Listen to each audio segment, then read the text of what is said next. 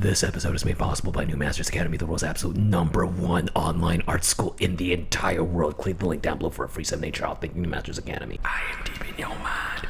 I am deep in your mind. Hey, y'all, welcome back to the Honey and Absinthe After Hours podcast. We are your hosts. I'm Vincent, a background design for the Hollywood animation industry. And I'm Janet, the ex-Disney artist turned independent creator, and this is a podcast about all things art, business, and whatever we feel like. Now today we're going to talk about why are people quitting their jobs. But before we get into it, make sure to smash, jingle, touch all our bells and buttons because it really helps us out. Please and thank you. Please give us a little bit of a jingle. Today, you are looking absolutely fantastic. You smell fantastic. Is that deodorant? Oh, I would hope. Lavender. The smell of lavender. Aluminum free. Is that a hint of onion? Oh god. Oh my god. Well, today we are talking about why people are quitting, because if you aren't aware already, we have a labor shortage right now. It's pretty obvious here in California that a lot of businesses are having a hard time staffing up. And if you didn't already know that is happening, but also a lot of people are quitting. They have their jobs, but they're quitting their jobs at the exact same time. And a lot of people think that it's because of the unemployment checks and the stimulus checks and all that stuff. And I do think that's part of it, but there's a whole other side of it that I think a lot of people aren't talking about. And that is, I think, a bigger reason that goes to the reason why people are quitting, not that they're not going back to work again. So Janet Chan, why are people quitting? Has everybody just become more lazy? Is everybody just tired of working? Is everybody just too used to the coof laugh? I think not. I don't actually think people are lazy and they just don't want to go back to work because they're getting free money. Wait, isn't that all the more reason not to go to work? That's a reason, but I think the better reason is because people don't feel like they want their jobs anymore. Because when everything happened, when the coup happened... So it's a more existential thing. Yeah. People realized that the benefits of having a full-time job at wherever, restaurant, a company, whatever, they completely took them away. And in order to understand the mentality of this, I need to explain a concept that I talked about in a previous episode first. Kiyosaki's 4-Quadrant. Yeah. So that's a book that I recommend every single person read. I wish that book was required in high school before you graduate.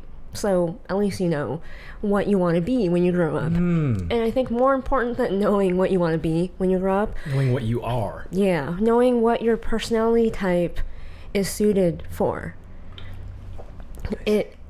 It's actually, I think, a lot more important than deciding what subject you want to have a career in. But with this book, the best part of this book is when Kiyosaki tells you what his rich dad imparted to him at a very young age. There's this thing called the 4 quadrants. Each quadrant represents a certain personality type that you can label with a letter. E for employee, S for self-employed, B for business, and I for investor. Currently, I am an A. An E, yeah. An E. Yeah. And you, Janet Chan, what are you? I guess I'm somewhere between an S and a B. So, when he talks about this, the most eye-opening thing about knowing this concept is not, most people understand what an employee is, what someone who's self-employed, what a business is, and an investor. But what people don't understand is certain personality types gravitate towards these roles. So once you understand these very basic wants and needs of these people, you can go around your daily life and immediately label people as these things. Kind of like the Myers-Briggs thing. It's just helpful in life to know. Super abridged though, because it's just four things. 4 things, and it's a lot more simply. Mostly applied to just career. Myers-Briggs is like you as a person. It's particularly important to know these personality types and their wants and needs if you are a business owner in particular, because you manage people. That's kind of your job.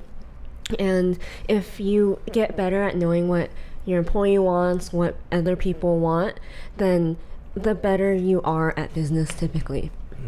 So he would talk about how his rich dad was really, really good at reading people. He knew exactly what their wants and needs are, and he knew how to give it to them. Because a good business owner just wants to like give people what they want. Make people happy so that the business runs well. Yeah, it's a synergy. It's a give and take. So I guess to sum it up, employees, the employee personality type, what they crave the most is stability. What the self-employed personality type wants the most is money. And I'll take you a little bit into my head real quick. I, especially as your partner, value stability. It's how we keep a roof over our head. It's how we keep fed. You know, it's really important to me that we have stability, and that is why I'm an E. I mean, I know I could like just quit my job just like you and become an S, but that is definitely a harder life than what I have right now. I'd have to hustle just like getting this job in the first place all over again. It's like that amount of hustle. Yeah, like you always tell me that you don't want to switch places in a heartbeat. You'd rather let me do all the work so that you can like quit and live off of me one day. Yeah. So here's like the plan. Especially a lot of the people assume it's just like Janet's doing her best to make her own money. Yeah. But like I'm obviously the one like helping support the roof over our heads. Our family, yes. Yes. But as soon as Janet makes it big, let's say you're at probably 2K a month now just by AdSense alone. Yeah. So when that 2K maybe in 2 years time becomes 10K, that's when I'm gonna be like, babe, will you please take care of me for the rest of my life? Okay. And you wouldn't mind that, right? I wouldn't mind.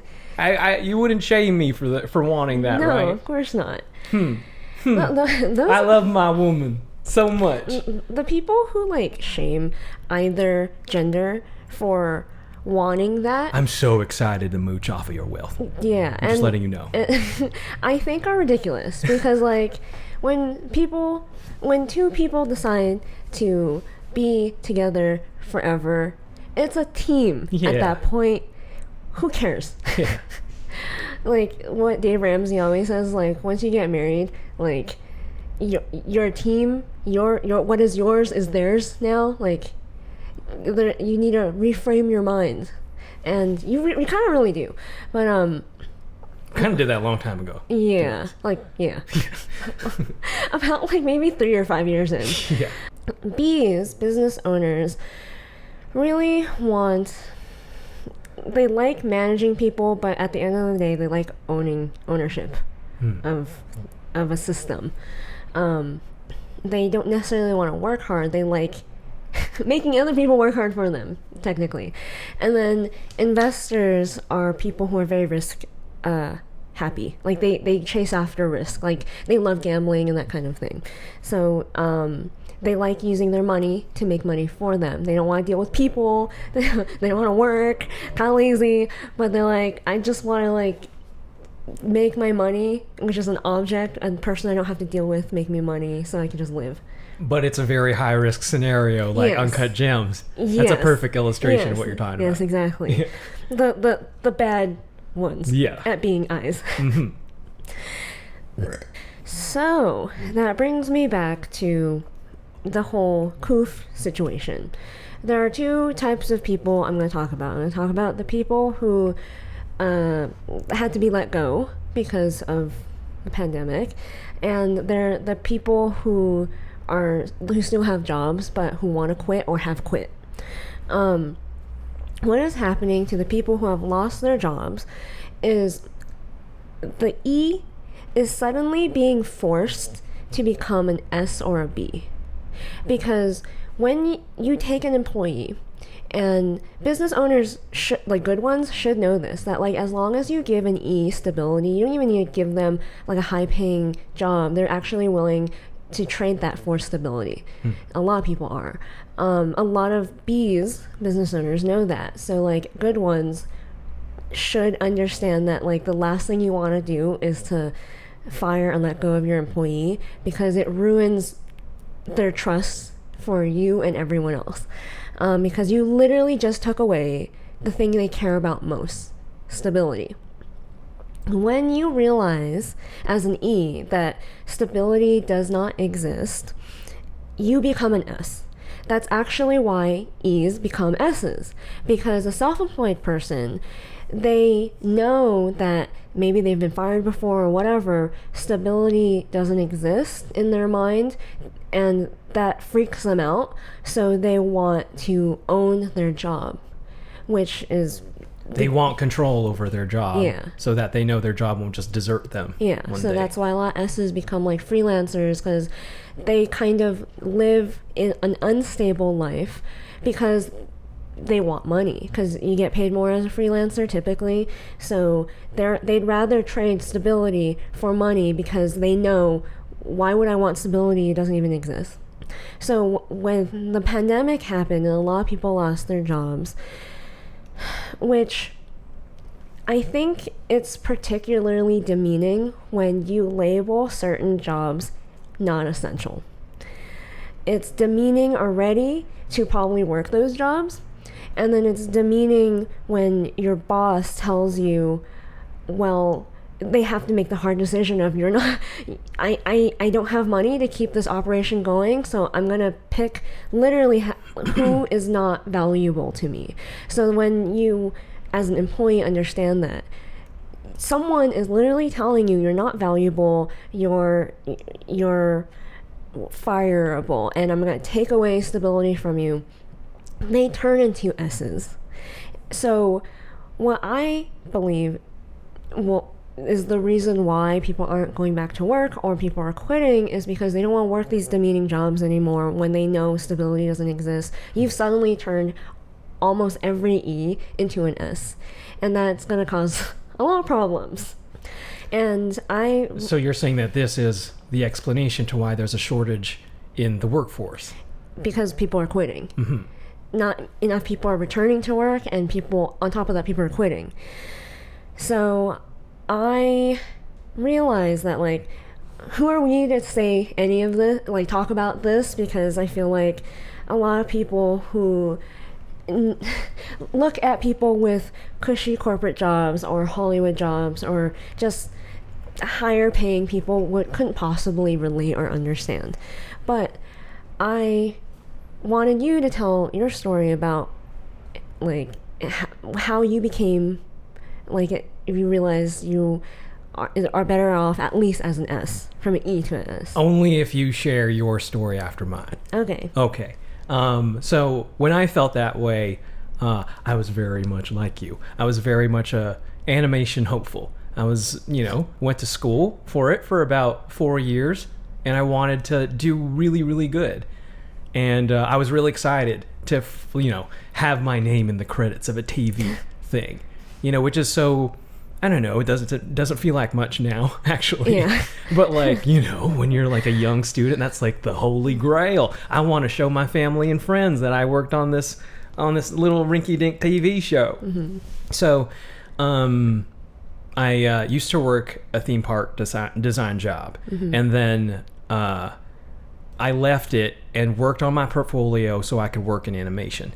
So one CTN, I forgot which one, I want to say in 2017, I brought my portfolio in, and then I met with a studio, this really small studio in Burbank, and they were going to do a TV show, like the new animated TV show on, cable television, and they wanted to hire me as a background designer. And I was so excited. I was like, oh, this is I forgot which network exactly, TBS or some network like that, but like some cable station, and I was already thinking like, oh yes, this is my chance.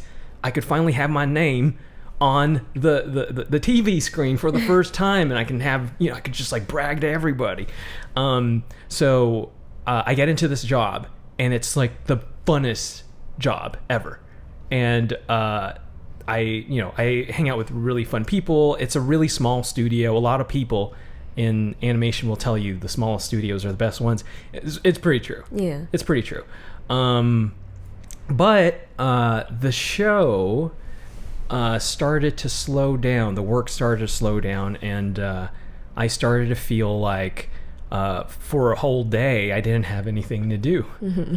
And it was one of those situations where I'd ask, but there wasn't much to do. So I was like twiddling my thumbs thinking like, what's happening here?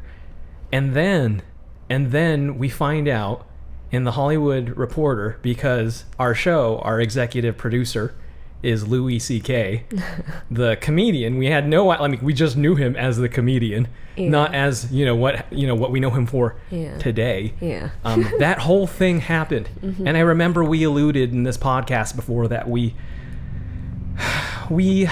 as people who work in the industry sometimes discover that we are laid off or we suddenly lose our jobs just by surfing the web because we have nothing else to do. And that was the purest example of just people just hanging out, and then all of a sudden we see tweets, we see articles, and it's like our show hasn't even really properly been announced yet. Yeah. Like, you fantasize about, when, it's going to be released and what that would be like, but it's not like this. Yeah. And so obviously we all had to be laid off, and the studio was really gracious about it, but I was pretty fucked up after that. I was pretty fucked up in the head after that, because for my entire life, when I was like young to now, or at least up until that point, especially when I went to art scholarship school, I went to art school, I had my first few jobs, I felt like I was in control. I felt like I'm making decisions and I'm getting these jobs because I willed it, and because I've arrived at this point, there's nothing that can stop me. But at that moment, when I lost my job, I felt for the first time that I couldn't do anything about it. I couldn't draw harder. There's no gooder I could get, There's no amount of good that you can get to keep your job from your asshole executive producer doing what he did. There's no amount of getting good that could save your ass from that shit, man. So I think I was pretty depressed. Mm-hmm. I have to admit that. I would sit around. I was jobless for 3 whole months, which was like a while at that time, and I was just sitting around with Biscuit, and we would just watch Ingmar Bergman, and that's all I do. And I just wallow in despair. Like I'd visit the Burbank Public Library, and I just sit and I'd read, and I just felt really emo. I felt really emo. And you, fortunately enough, I think around February of at that time, sent me a link to apply for this job at Unikitty, that Cartoon Network show. And then you encouraged me to do it, and I was like, okay. I mean, I'm just some small fry who got, your first axed. work taken away. Yeah, I don't have much to show for myself other than these small little production backgrounds that no one is going to be able to see other than these people who are about to hire me. So I do the test, I kick butt at the test, and I send in my portfolio, and I get hired at Unikitty. And truly, if I didn't have the experience back at the smaller studio, this moment of me being in this Cartoon Network TV show was the most the height of anything I've ever done. If I thought I was excited about my name in front of a TBS show, you know, the childhood channel of my dreams, Cartoon Network, Ed and Eddie, Foster's Home, like everything. This is my favorite network growing up, and to have my credits on that, like, you know, the former me would have been really, really excited, but me at that time, as excited as I was, like I finally made it to a big studio, I was thinking like, oh, but it could all just disappear though. Just like that. Yeah. Like we think it's gonna be all right and fine, especially the people who just barely broke in. They don't know any better. They think like, oh my God, I did it. Once you're in, you're always in. That's what they tell you. But that's what they tell you. But it's not how it is. You have to fight tooth and nail for these fucking jobs, man. Yeah. So that was my life. I looked at all these people who are having the time of their life, and I kind of was, but at the same time I was thinking like, one day this will all end, and one day it'll feel like we're jumping off of a ship. Yeah. Because that's what it feels like Yeah. when a show ends. That like you are responsible for your jumping off Yeah. the ship and swimming to shore. And you have no lifeboat. No one's gonna help you. No one's gonna fucking help you. No one's gonna save your fucking ass. You're gonna have to swim Yeah, all by your lonesome. or sink. Yeah. You know, you either swim to your next job or you sink to the bottom and you never find a job. Yeah, the job, yeah. I remember telling the story about how, like, that's the reality of being an artist, and especially in Hollywood. Some people seem to think, like, oh, you get, like, long-term contracts. No. Once the show's I done, wish I had a long-term contract. What the fuck? That would be the greatest thing in the entire world. I remember one of my friends was like, wow, that seems really stressful. Yeah, you think. What he was like, oh, what do you do when that happens? I'm like, what do you mean? You go find another job. You're jobless. You find another job. It's that simple. It's like hard to fathom. That's like, yeah, you get fired or your show ends, and it is what it is. But I'm telling you, the mind fuckery or the shifting of the mind Yeah. of when you fall into the depression of like thinking this is what I've always wanted, and it suddenly just disappears, and you suddenly have the realization that it doesn't matter which fucking job I have. Yeah. This will always be my fucking life. Reality, yeah. Yeah.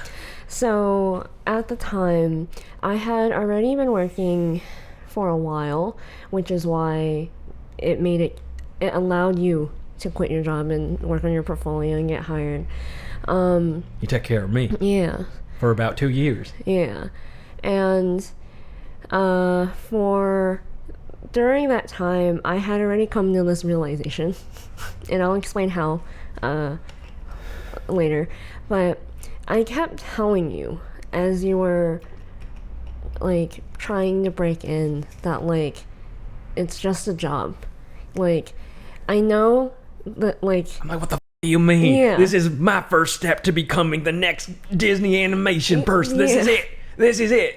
and especially after you got your first job, you were so it's that honeymoon period that I talk about, that like, yeah, once you get, like, you accomplish one of your big goals, everything, especially the world seems like it's opening up for you. They give you free stuff, you got like a really nice job with cushy benefits or whatever. You feel really excited and prideful and happy, and I kept telling you that, like, because you would put so much effort into your job, which it's a good and bad thing. Like, I think you should do a good job at your job, but don't put... I have pride in my work. Yeah. I have so much pride in my work. I try. But I think it's a mistake because, you know, when you're working, it's a marathon. It's like for the rest of your life until you retire. A lot of people don't realize that when they're young. So they put like 110% because they want to impress their boss. They want to impress the people that are going to watch your show, and you're so prideful. Like, you want to do a good job. And I kept telling you, like, treat it like a job. You have to do this for like decades on end. And also, like, you're gonna burn yourself out. Put like 80%. 70 to 80%. How about that? That's good. That's like enough for the job. And you would get like, I think you would think that I was like bitter and jaded from the industry already at that point. I had only been working for like maybe a year. Yeah, or like, something. well, what's wrong with we would get into arguments because you wouldn't go to the drawing workshop with me. Yeah. And I would be like, what do you mean? Come on, let's go. And you would, I thought this was a part of it, you know, all of this. But I was genuinely trying to make you understand that, like, it's not worth it because they don't care about you. And you can lose your job at any moment. Why do you have so much loyalty and pride? Like, you shouldn't. You need to protect yourself. You need to, like, protect yourself first and foremost. And you didn't understand until the minute, like, all that happened. And it was literally like the next day almost like, oh, you don't have a job anymore. Yeah. You were like barely even starting, I think. It was like the beginning of the season. And I was like, oh. About 3 months in. Yeah. Like that. So like not too many episodes were even finished. So you. About 2 or 3. So everyone knew like you have at least like another 9 months left or a year left. So. Oh, and by the way, this was my first like secure animation job. Yeah. I was really banking on this, like, oh, this motherfucker has so much money to fund this show. He's a big Hollywood person, so I should be able to work on this show for at least like a few years, something like that, and then I could graduate to a better, bigger, like, I don't know, anything, something. Mm-hmm. But that wasn't the case.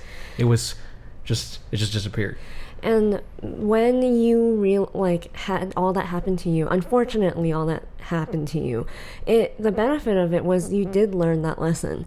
And then I remember telling you, like, so now you finally understand what I'm trying to tell you. Like, don't put 70 to 80% in a job that doesn't care about you, that will lay you off in 2 seconds. Janet, how can you tell the audience, look into the camera, tell them how much of a giving person I am? Oh, Vincent's a really giving person.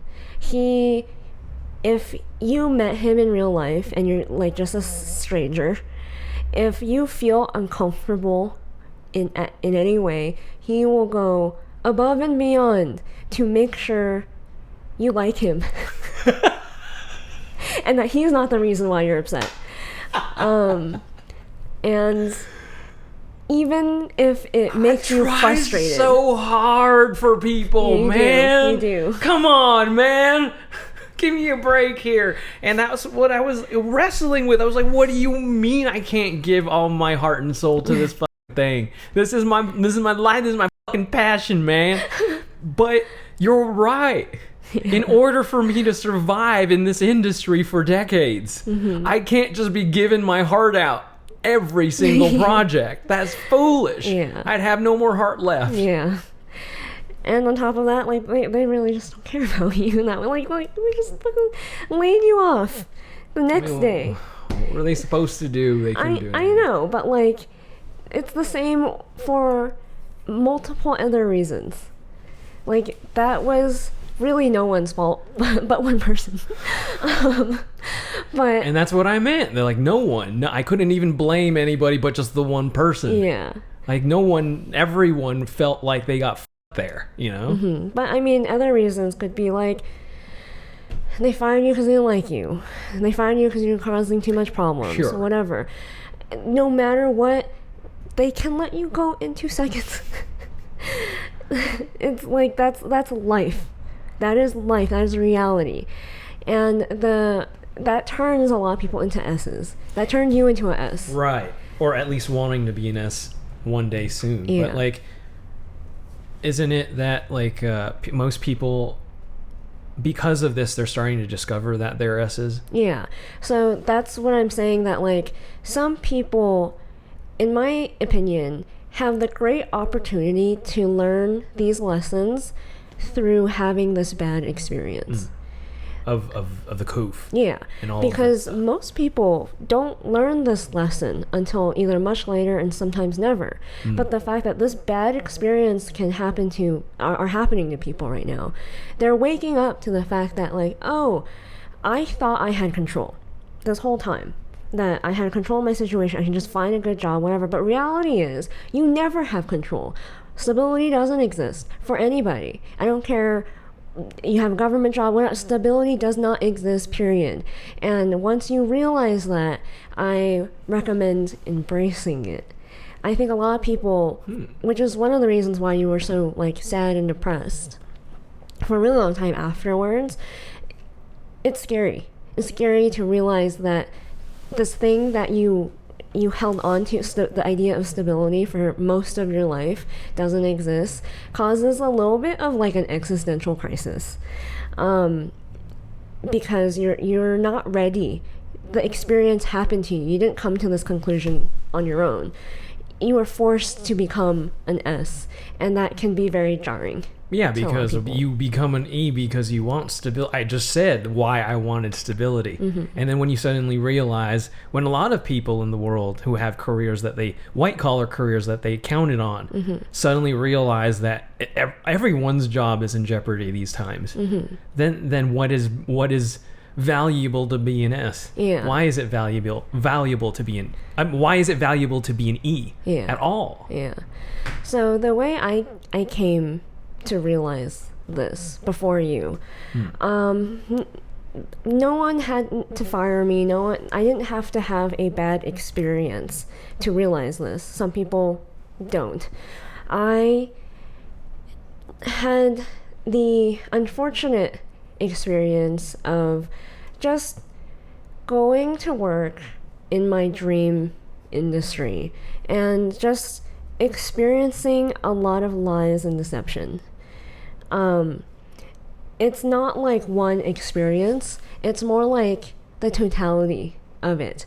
You go in and you have this honeymoon period, and you start realizing, if you're observant, that you're getting a lot of perks, like free lunches, free cupcakes, free swag, all that stuff. That's all great and fine at first. But there are a lot of other things, like elitism and cliques, and a lot of demeaning. Again, the idea of feeling demeaned in your job, that people don't respect you, or again, like feeling like you can get fired at any moment. I've never felt stable. Like, I never believed in the idea that, like, oh, once you're hired, like, you're in the industry now, you're part of the club, they're never gonna fire you, we take care of our own. Like, I always knew that was not a stable thing, which is why I feel like I kind of already had S tendencies, especially because I freelanced before. And we were conventioning. Yeah. So but it was realizing that there are some not so pretty aspects of Hollywood in particular, but I guess it kind of applies to most jobs, any job really. I feel like in corporate, highly competitive jobs, it's a little bit different, the kind of demeaning aspect of it. It's more to do with like interpersonal relationships with each other, your boss, your coworkers, that kind of thing. Whereas demeaning is literally demeaning for like more labor intensive jobs. So I realized that these free lunches, literally, they know what they're doing when they give those things to you. What does it cost them at the end of the day to give you free lunch versus the cost of someone who is disgruntled because they're not being paid enough, leaving, and you have to pay unemployment, or you need to figure out how to rehire. There is they actually crunch numbers on this. And a lot of smart people have realized that if they give you free lunch, if they give you free stuff, if they have a quote-unquote good company culture, they actually save money. They save money. It's literally in business books that it's a thing. And seeing that a lot of the times when the studio gives you free lunch, it typically means they pay you less. when they give you free stuff, sometimes it's to hide this other thing that they don't want you to complain about. I am currently reading Breaking the Habit of Being Yourself by Dr. Joe Dispenza. It is a fantastic habit book that I highly recommend. If you do not already have an Audible subscription, head over to audibletrial.com/the Honey and Absinthe Podcast, where you'll get 2 free audiobooks. It helps this channel out. Please and thank you. Experiencing a lot of that, I realized on my own that I made the natural transition from E to S and B. The thing is, though, it's slow when you don't have an experience to like just wake you up. It's slower. It's the small moments that accumulate every day. Yeah. So every once in a while, the best way I can explain this feeling is it feels like you're a character in a video game and you're glitching out. It feels like you have this screen in front of you, this reality that you're perceiving that's very sunshine and rainbows, but suddenly it glitches and you see something horrific and something else, and then it happens a little bit more till you wake up and you realize, oh, that hallucination, that was a hallucination, and you actually see reality for what it is. Yeah, like when I got bitch slapped in the face. Yeah. by Hollywood for the first time in my entire life. It felt like waking up from the Matrix. Yeah. It felt like waking up in baby goo, and you're like, and then looking around me and looking at how everybody's still just in their pods. Yeah. And I'm like, I need to fend for myself now. That type of thing. Yeah. You just look at the world in a completely different way, and you see how some people hear one thing, let's say from the media, and then they think it's one thing, but then because you thought that way before, you can see why they think that. Yeah. But because you're outside of the Matrix, you're like, but they're fucking lying to you, though. Yeah. They're lying to you. They're lying to all of us. Oh God, when you wake up from the Matrix, it's a very unsettling experience. For me, it was the gentle, like, wake up. Low. For you, it was like, wake up. So this all is, kind of in the zeitgeist lately, and I am, I guess, appreciative that a lot more people are speaking up about bad, demeaning practices in the workplace. Would have been nice if, people have been saying this since, forever. It'd be nice if, after I get canceled for saying this for an entire year and still continue to get canceled for saying this, that, like, maybe, like, it would have been nice, if it happened before, but us being the first, we appreciate that it's finally happening, at least. Yeah, at least it's happening. People are actually saying something. The thing is, I have lived enough life, especially as the person that I am on the internet, to understand that speaking up about something and everything's in the news and it feels like things are changing, but in reality it actually isn't. What I mean by that is, I feel like people speaking up isn't going to do jack shit about any of the problems that they want to fix. Whoa. Well, what do you think is going to do? I thought you were Mrs. Speak Up, Speak Out. Ah. I think speaking up is more of a way to warn people of the reality of something. But I don't actually think it does anything. Then what constitutes real change then? I think if people leave.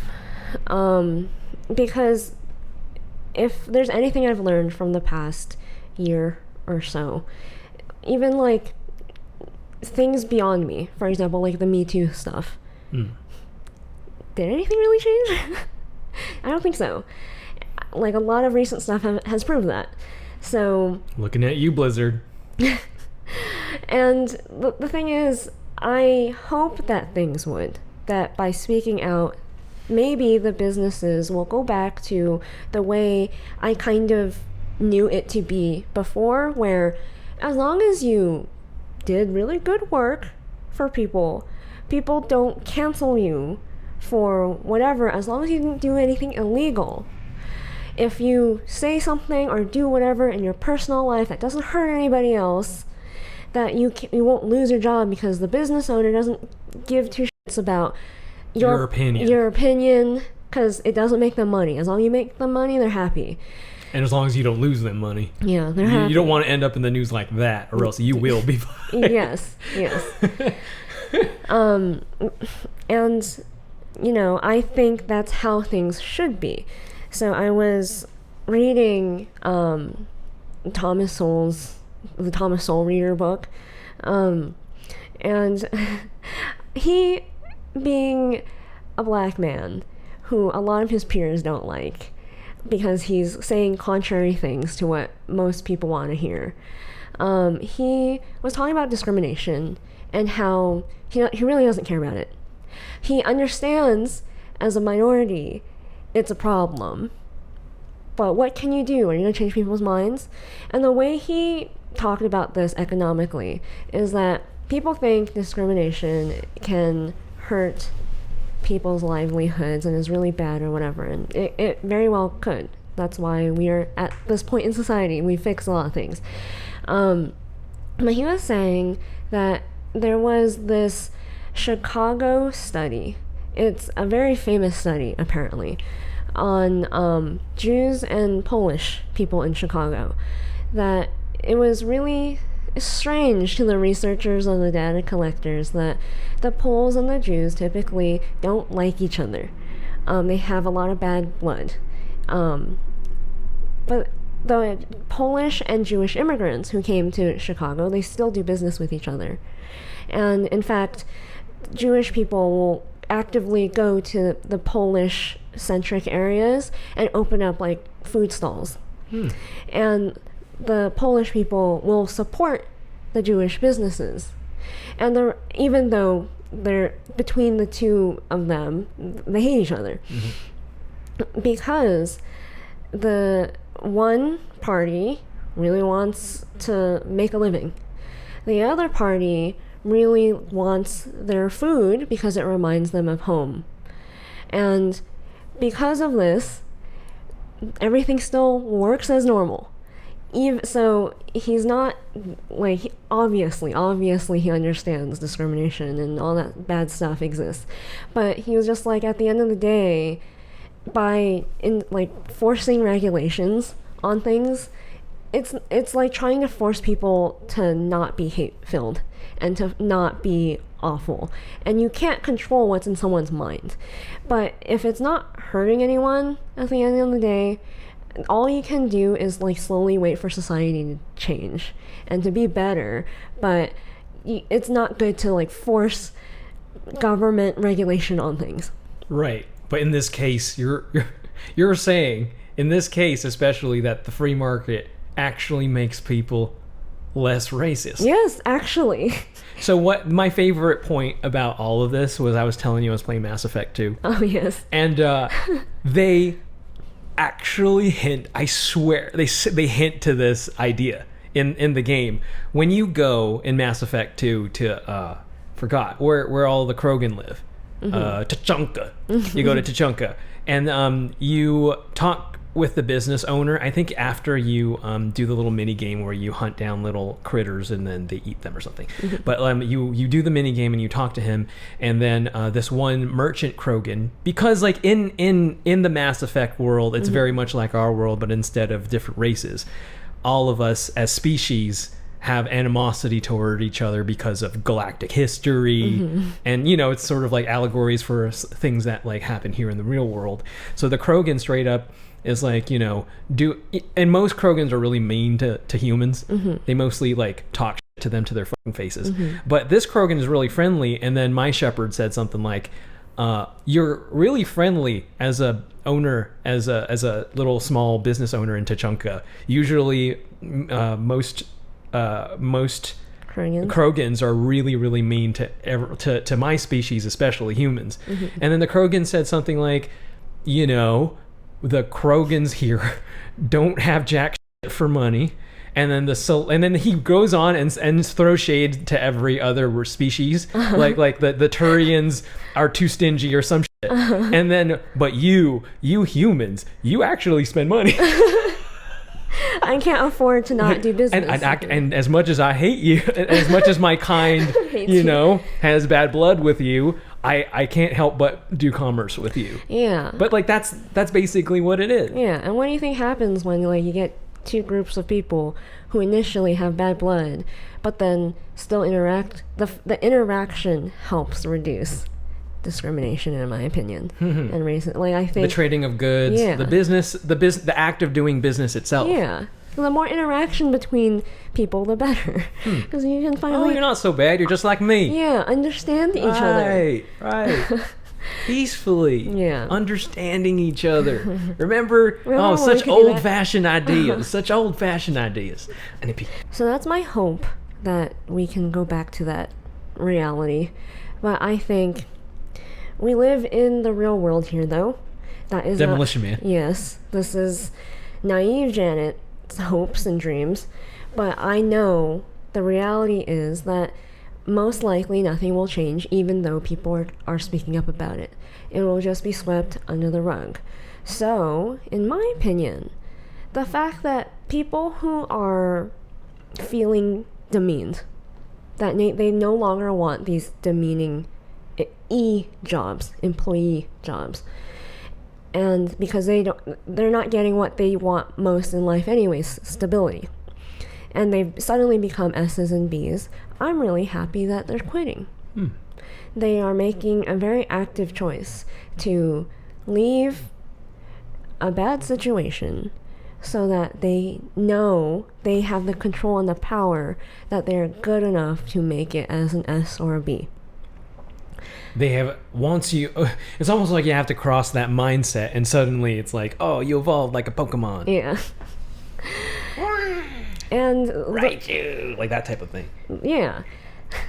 I think a lot of people maybe were forced to because they got laid off or whatever, but I think it's a good thing that people are coming to this realization, because that is reality, that stability doesn't exist. It doesn't matter how stable you think your job is, how much money you paid for your education, how essential people say your job is. Reality is it can disappear at any moment, and the more control you take into your own hands, the better. And especially because I don't actually think these people aren't necessarily returning to the job force as employees, but they do have jobs. They're not being lazy assholes. Yeah. They're actually working for themselves. They've started businesses. And the best story that I heard recently is there's this article about how rich people in the Hamptons aren't able to get manicures and haircuts anymore when they want to, because nobody wants to go into work. And the story is... From the nail salons and those type of things? And the story is that they would go into like their fancy nail salons, and they'd ask for like to be sat down and like serviced. And the people will be like, we can't today. You need to book an appointment. And like these rich people are not used to that. Be like, what? I pay so much money to live here. What do you mean I can't have what I want? And they're like, no one wants to come in. Like they've all left. And you'd think like these people are like being lazy in their homes. Like I don't live on what is actually happening is a lot of the people who used to rent out these chairs at the hair salon or whatever, that cost money. You have to pay the owner of the shop. They realized once they were laid off that they can make a lot of money going to these rich people's houses and starting their own nail business, their own haircut business. So they... It's like, this is how many years of experience I have, and I drive to you, and I make it a whole big deal. Whole shebang. So they're Nice. actually putting more money in their own pocket. They don't have to be part of like an employee for someone else. They've become an S or a B for themselves. And So the free market is alive and well still. yes. Yeah. And you noticed this one thing at one of our favorite restaurants. Which one? The Indian restaurant. Oh my God. Okay, so our favorite Indian restaurant in Arcadia, I Yeah. think. We go there, and then apparently because they're Indians. Yes. They're from India. They made an app Yes. for their restaurant. Yes. And then constant funnel of guys just like carrying bundles and bundles of food to cars, and just like constant business. Yeah. And I was like, wow. Well, would you look at that? They're actually trying to They're thrive, thriving, actually. in this situation. Yeah. And our favorite fish place, to get seafood, they are doing very much the same thing. Instead of just trying to deal with all the restrictions, they've turned themselves into sort of like a delivery service. Yeah. And they built themselves a website. I love that because it reminds me of when we were at the conventions and we were like eating shit, and we were trying to like get good, and we did everything we could. We tried to buy lights, we tried to buy better stands, like in the middle of the convention. We did everything we could because we wanted to hustle it, and we wanted to survive. Yeah. And when I see that in small businesses, It warms my heart. It warms my heart. Yeah. It warms my heart so much because it's just like they're the type of people who look at a shitty situation and go like, I won't let it take control of me. Yeah. Like, take control of me. Yeah, defeat me. I will do anything. Yeah. To keep this alive. And with the when we went to the Indian place, I was like, wow, Indians are so smart. Yeah. Some people, It's just like, wow, they made an app. in the amount of time during the pandemic, they straight up was like, no problem, I'm gonna make an app. And it worked. And I was just kind of like, make me an app. Yeah. But that's what it takes. That's what it takes. Like, that's kind of what it takes. That's being American. Yes. Yes. You're not gonna like let the situation defeat you. You're gonna try to find a way to use the opportunity and stuff. Yeah. They turn a lemon into lemonade. Yeah. Yes. Because they're thriving. They're doing really they're well. doing so well. We can't go there often though. Yeah. The food is so rich. It's so rich. Probably more than Texas barbecue. Yeah. Oh yeah. Yeah. We've also seen restaurants, they don't have a labor problem because they've invested in kiosks. So literally they've made little robots to help them with, so they don't have to have like 5 like cashiers or something like that. Yeah. And it's this kind of stuff that I think is the world is changing. It's changing the world, and there's it's inspiring because people are becoming more independent, and I don't see how we will ever go back. Like, the world is changing as we speak, and it's either adapt or you won't survive. Like, that's the reality of things. Like, the restaurants and the businesses that are still operating the traditional way, they are suffering, and they probably will continue. A lot more businesses will go out of business because of the labor shortage.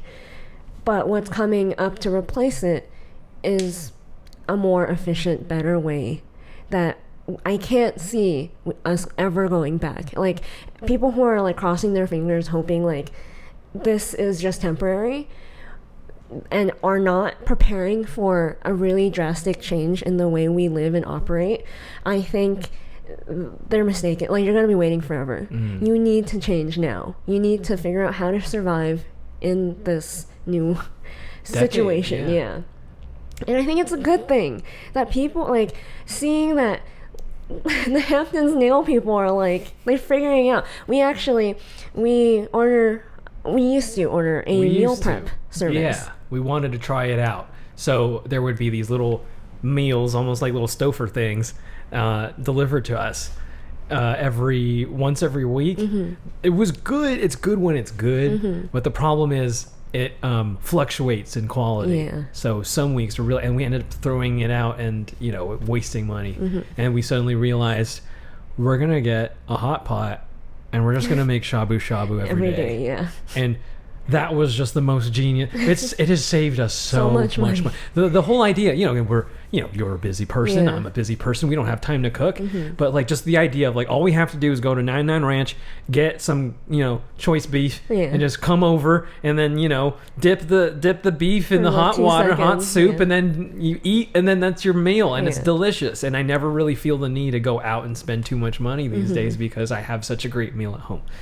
See, you think you gotta keep thinking like I don't know. I feel like you and I are always constantly thinking about how to improve our lives. Yes, but also like to do it cheaply. Right. At least for me, I am every bit my parents' daughter, and I find the most creative ways to save money.